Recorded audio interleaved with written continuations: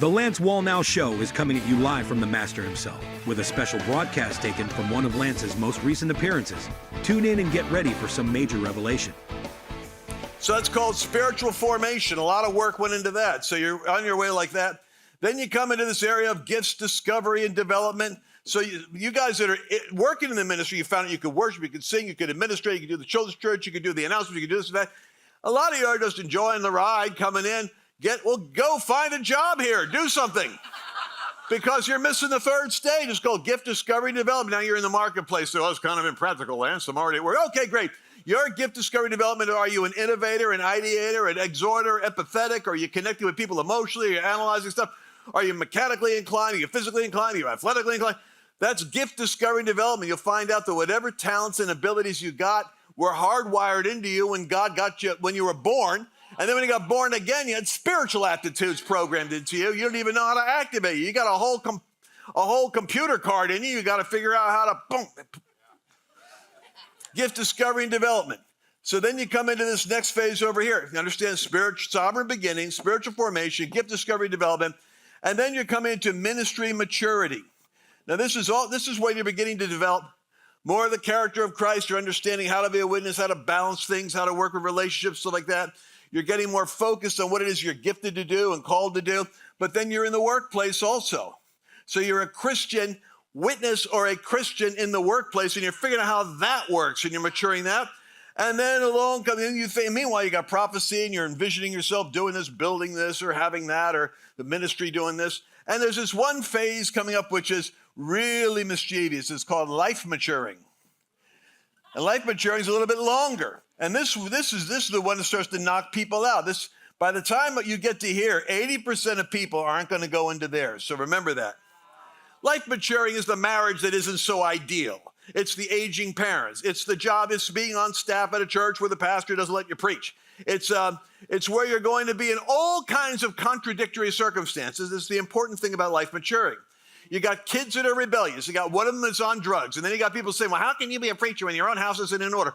Or it's the fact that you actually had a screwed up marriage and your second marriage and you're trying to make that work and doing it all right. Life maturing has all kinds of things. The one characteristic that they all have in common is a word in Hebrews called enduring the contradiction.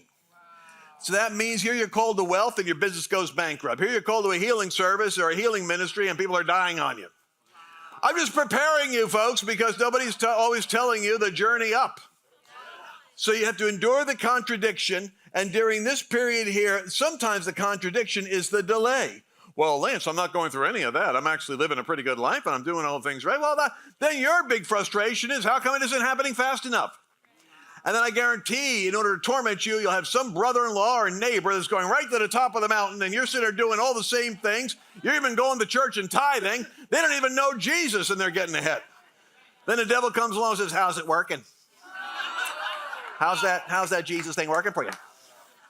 Well, it's called enduring the contradiction. And then you start to have a series of divine appointments. Divine appointments start to show up all along the way here that move you into the various levels of convergence. And then you start moving up the convergence mountain. You're in one level of convergence, there's another level, and ultimately you're in ultimate convergence. Typically happens after the age of 50 in the Western Hemisphere, 50 to 55. And then it can go all the way to like 85 by reason of health. And then you're in what's called like the legacy period, around 80 to 85. Legacy is the Billy Graham era, the Pat Robertson era, the Oral Roberts. It's a really unusual era. It's where God doesn't take you home. Your body's wasting away, but for some reason you stay. You're just trying to keep your cognitive elements from total decline. And you know why God keeps you alive in like the Oral Roberts and Billy Graham and Pat Robertson stage until you're in your 90s, 99 years old? It's because you are the model of possibility for the next generation going to convergence. And these, and the 20% that are enduring the contradiction and have gone through all this, they're making their pilgrimage to Mecca to come to your bedside so they can have a selfie with you and ask you to pray for them. I'm not looking forward to that stage in my life. They're already starting to creep up on me like, hey, can we just be with you and get a picture? Will you pray for us? Like, oh, no, I'm not there yet. Leave me alone. I'm not. Back up. I got a few more hours on the clock yet, okay? Well, we just want to come meet you. Can we just see you and can you sign my books? The book you wrote, can you sign it? Oh, all right, leave me alone now. Is that... All right, so that wasn't my sermon. That was free. Wow. That was a freebie. Freebie. But you got to find your why. Why would you endure the process? Why would you go through whatever you're going through in those phases to move you into the conversion zone?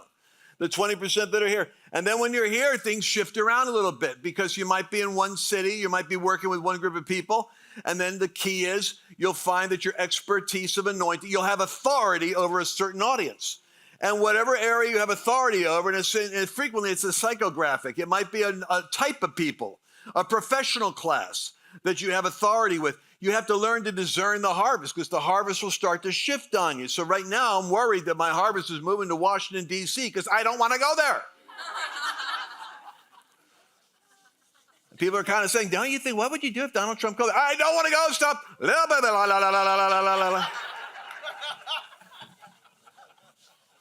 But here's part of the thing. So in terms of discerning what you're ultimately called to do, I read you that verse here in Philippians for a reason.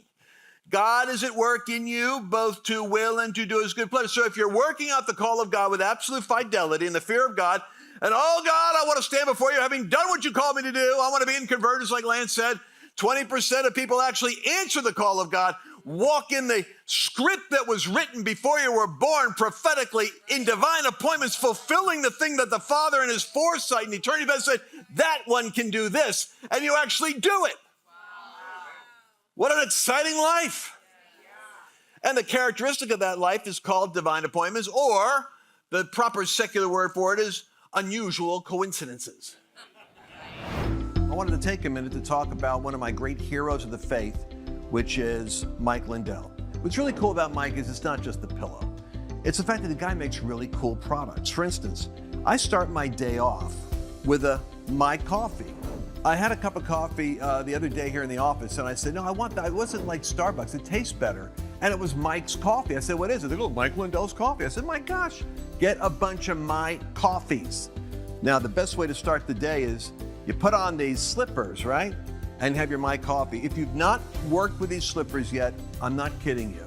There's a special kind of a design that Mike has put into these with 4 layers of cushion with a solid sole and a fur interior. I call it my sip and slip strategy. I start my day off by slipping on my slippers and having a sip of Mike's coffee. But you know what else I'm curious about now? Because I've got to check out the 2.0 pillow. The 2.0 pillow actually is designed so that it distributes the heat of your own head, your face. You know, you're lying there, and it makes it so the pillow's always cool. Now, I like that because I wake up in the middle of the night and have to flip over my pillow because it gets hot. Mike's solved that problem. I want you to go to mypillow.com, promo code Lance, because you can get a discount that I've set up for the pillows, for the coffee, and for the slippers. And do it today. You'll be happy.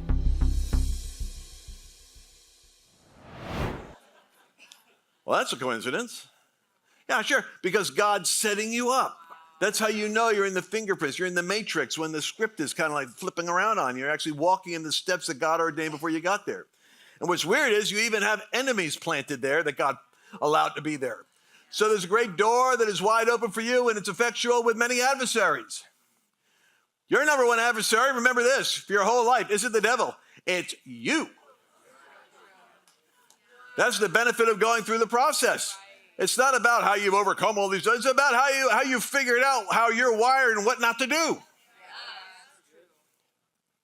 So, for instance, as you are going out and you're going up the great mountain of God into the zone, into the convergence zone, which is where I want you all to go, you go together as a church, and it enables you all individually to go up higher. That's why you want to hang out together and have this unity of the Spirit and be of one mind and one accord.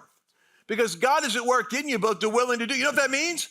The very desire that you have in you, God put there, because God is at work in you to desire to do something. So that business that you want that keeps coming back over and over and over. The key is the persistent, repeated desire that comes to you over the course of a long period of time while you are sanctifying yourself and intentionally seeking first the kingdom. that desire is coming from God or it wouldn't persist. And the purpose of a religious devil is to rob you of a desire by making you think it's selfish, carnal, fleshly, or demonic. Well, I keep seeing myself on the cover of magazines. I see myself there. I see myself at award ceremony. I see myself in movies. I see myself as a celebrity. That doesn't mean it's the devil. It could be that God wants you to be seen and heard and have an impact because people of influence tend to be seen. It may be that God wants to sanctify how you're going to respond when it happens. So you got to know how you're wired. So the number one thing I want to say is significance. A lot of us have high significance needs. So if you've got high significance needs, then you're going to have to put to death your need to be important, be significant, be popular. And I'm just telling you, if you're called for significance, you've got to deal with the temptations that come with it. And typically, the way you deal with it is you have to put to death your need to be significant. Now, this is counterintuitive, I know, but what do you think the Bible means when it says everyone is to carry their cross? Whatever gift you've got to learn how to manage it, because the number one thing that'll take you down is the overextension of your gift. Samson wasn't taken down because of femininity. He was taken down because of hypermasculinity. He was after women and killing people. And he got overconfident. His overconfidence is what took him down. Any strength overextended becomes your dominant constraint. So if you're naturally brilliant, all you smart people, and you're always able, you've got the Vivek Ramaswamy kind of, swagger. You got the ability to outthink others and it all works for you. There will come a point where you're going to rely on your wisdom to your own hurt because you're dealing with a smarter devil than you. So therefore, your greatest strength overextended, which means you have to have humility to listen to other people's feedback, including your wife. I have billionaire friends of mine that their wives don't tell them how to make money. Of course, why would they? Because the guy's so gifted. He knows how to do this. He's got $7 billion. And his wife has a little Pentecostal prayer group. And she prays for him. And then she says, if you do thus and so, you shall surely die. Freaked him out. Because what he was planning on doing with some deal he was pulling off in Vietnam and another deal he was doing politically would have killed him. Literally, he would have ended up getting killed. And so the fear of God hit him because his wife in the little Pentecostal prayer group was actually getting words of knowledge and words of wisdom that was beyond the intelligent billionaire's brain. The point is, any strength overextended becomes a weakness. So you have to learn how to manage that strength because that could be your number one takedown. So if you have a high itch for significance and a destiny to be seen by many, sanctify the itch to have to be seen. Because there's a time when you might have to be hidden. There's a time when you might not want to be seen. Significance. Secondly, the other great itch that people have is for, here's one, certainty. These are the four drivers of human behavior, by the way. I'll give them what you are. Uncertainty, certainty, significance, and connection. These four things are in each of you. By the way, when all four of these are being satisfactorily stimulated by anything, it forms an addiction. So your need for significance and importance and being seen and being the best, God can use that. But then if your ego's attached to it, it's going to lead you into trouble. Your need for certainty. So there are some people that have, everybody needs, you need to have a certain amount of certainty, a certain amount of conviction that this is going to be a certain way. By the way, I'm covering all that material in gold medal. I'm giving you gold medal performance right now. So if you want to get everything I'm not talking about, grab this. Gold medal performance. So certainty is this need to have everything buttoned down and predictable so that everything's going to work exactly the way you expect it's going to work. So if you have a high certainty need, and a high significance need, that's all right. Most people have, I'm curious about you guys. I'm going to go through all four of these. You tell me which one's your dominant, because everyone here has a one and a number two. I'm going to find out which ones yours are. Why do you need to know that? Because when you're going up the mountain, Satan knows exactly what it is, and he's going to set up a setup for you that's going to trap you and hold you up or delay you on your journey into the convergence zone. So significance, you might have to endure the contradiction of insignificance until you sanctify the significance itch. Certainty, you have a need to control things. You have to have a need to manage things. You have to have a need to have all the information. Well, listen, I can tell you right now, Moses had a certainty need, and God understood it. Moses goes before God in the backside of the desert. The Lord appears to him. And while the Lord is talking to him and telling him, listen, pick this up, and there's, how am I going to go? Who's going to believe me? He had this confidence issue because he wasn't certain that he was qualified to do the job. So God says, put your hand in your pocket, pull it out. It's leprous. Oh my gosh, put it back in there. How's that? All right, see that stick right there? Pick it up. Boom, it's a snake. Pick it up. It's a rod again. All right, now that's your authority. You're talking to a burning bush to start with. And then Moses' need for certainty, God understood, and he gave him evidence. He gave him information. God gave you the needs. Some of you that are scientific, well, what are you saying? Christians aren't scientific. No, Christians with a certainty need are our frontline apologists because they verify stuff. They prove their argument. But at a certain point, it annoys God. Just telling you. Because it's like, oh, because you're using your need for clarity as a cover for your unbelief. So then Moses goes, well, okay, you're pretty good with burning bushes and with diseases and with animate objects, but you know what? I got a speech impediment. Sorry. Why don't you get somebody else?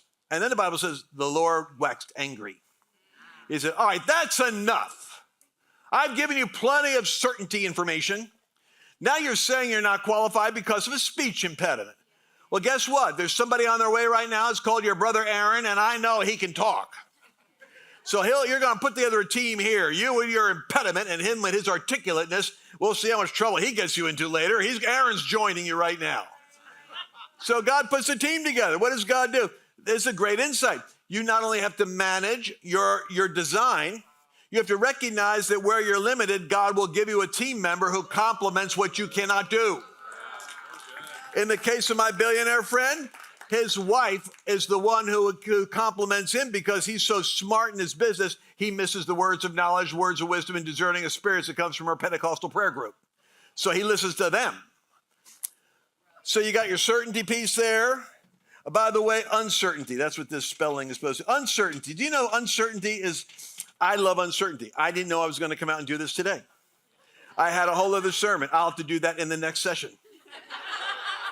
Because I came out and I looked over here at this section. I said, these people, just looking at a lot of young people, a lot of people, they're not ready for what I'm going to be talking about over here. I'm going to be talking about the hyperlinked Bible with a revelation of God's end time plan for his ecclesia with Donald Trump in office. That's the next service. For you, it's like, all right, let's just go up the mountain together here.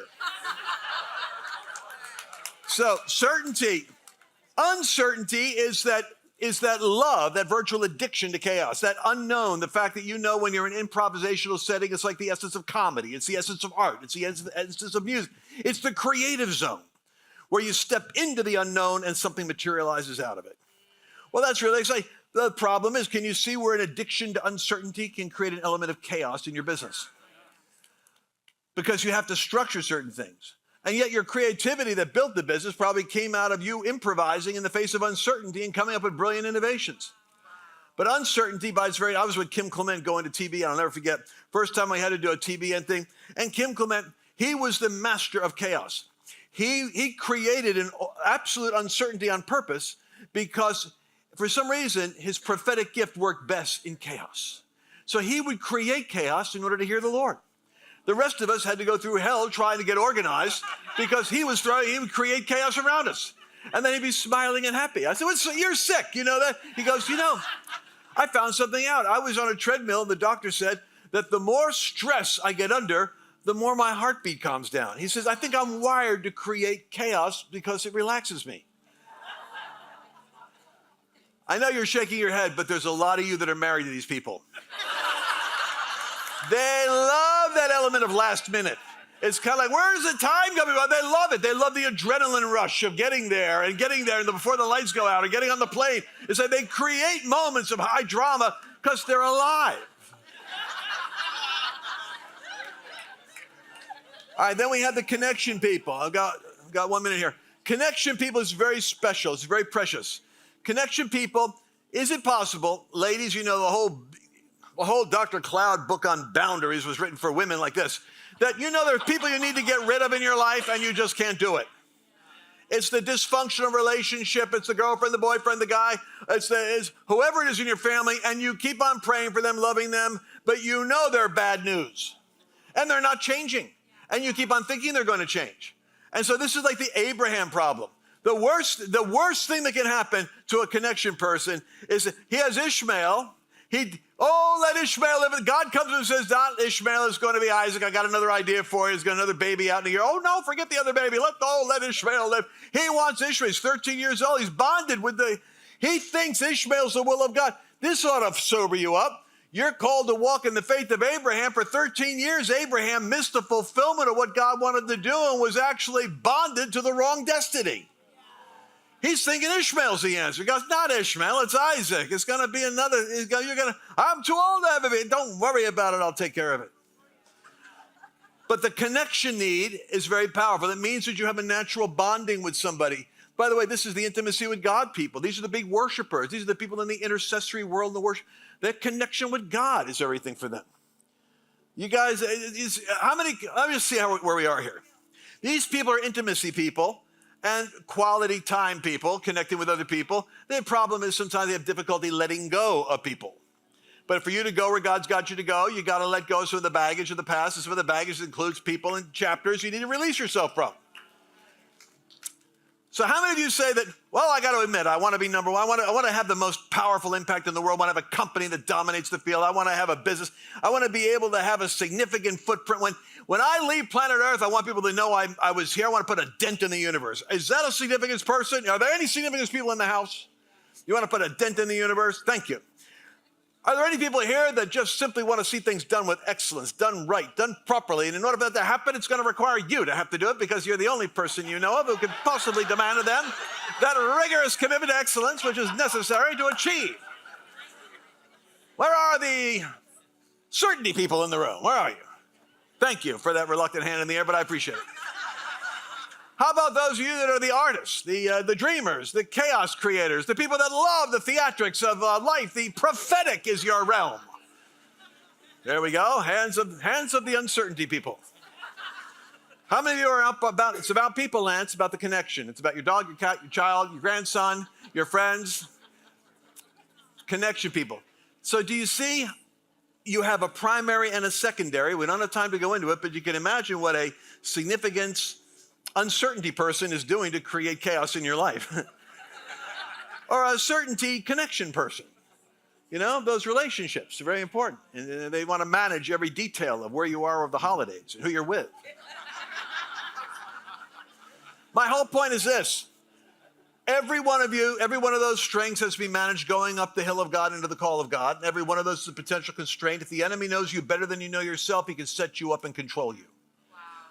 So you have to know yourself. This is where enduring the contradiction of the process comes in, because you will go through processes God puts you through to disentangle you from the danger of your own gifting. Wow. There's a potential serpent in the rod of God that is in the hand of Moses. God's got to show you the serpent in the staff in your own life. Got to show you how the enemy can use that very seductive power. Oh, that great leadership gift, you've got that persuasion gift. That could be used without integrity as well as with integrity. And when you find out how to make money, half saying the truth, you'll be really tempted to do it to pay the bills for your ministry. Wow. So you see, there's a lot of layers and complexity to this. But I will let the subject go for now because I intend to go in this direction in the first place. What happens if a natural disaster takes place? We have these weird tornadoes that hit in the Midwest and in Texas, but look at the hurricanes in Florida.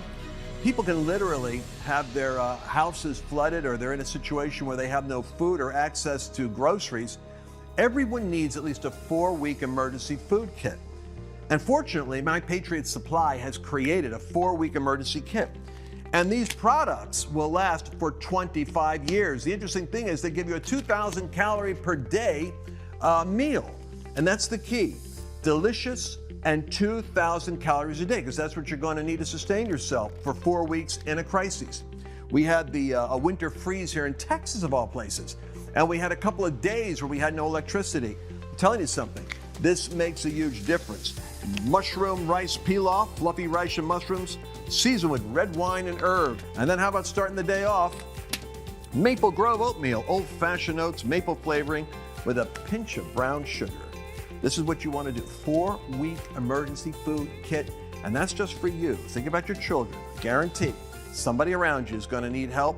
You're going to want to at least have the 4-week emergency kit. Go to lancewallnau.com/patriot.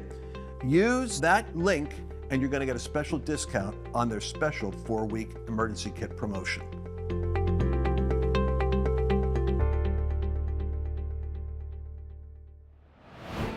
Did you enjoy this latest episode? Please remember to share it with your friends.